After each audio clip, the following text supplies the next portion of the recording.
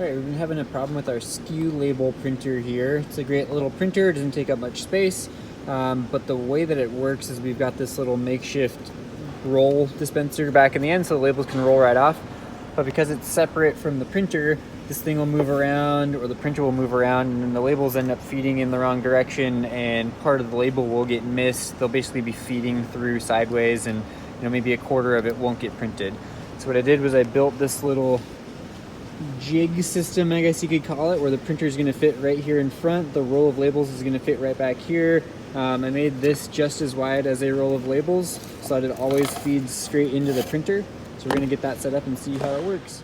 Alright, I got the printer here in the jig. It fits in perfectly, so it can't move around at all. The roll of labels fits in perfectly, so it can't move around at all.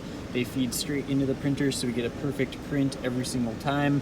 I also left a gap in the back for the power cables there, and the on-off switch, which is right here. You can also still get to this mechanism here. So it's a good example of a Pokè yoke. It's basically mistake proofing.